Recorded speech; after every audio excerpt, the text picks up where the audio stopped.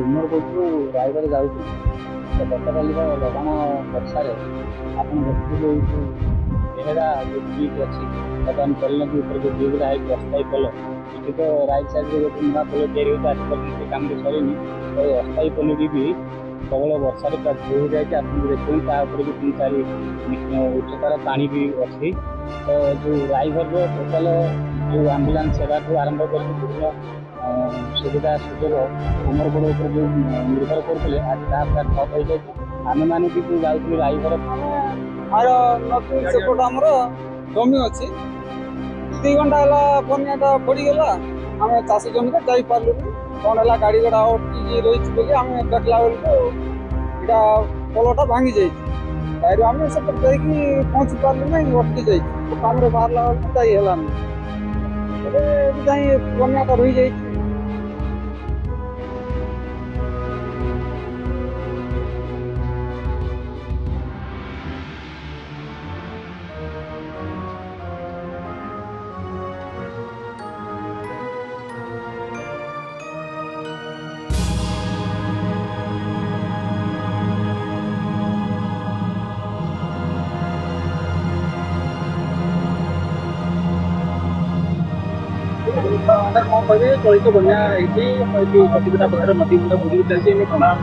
ये शताब्दी सर्वश्रेष्ठ बन्या इतने बड़ बन्या इतने पानी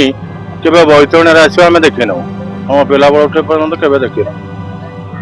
ये बन्या बंध इतने सुच हो सुदृढ़ है गाणीकोण बैतरणीकोण उभय नदी बंधर अनेक जगार ओभरलैप होची पानी नई बंध उपर बुड़िकी चलुची जहाँ को अस्थायी भाव में बाली बस्ता पकईकि जल संपद विभाग वाला अस्थायी बंध बांधिकी तो चेक देते बर्तमान पर्यंत और जयंतरा असंपूर्ण थी गोटे घेरीबंध छड़ा से किसी खोली 50 मीटर खंड जोटा निर्माण कार्य चली घेरीबंधर जहाँफल जयंतरा कंडिया भितर थी महापुत्र साई जलान्नव होती ना आउ कौटी सेमती बड़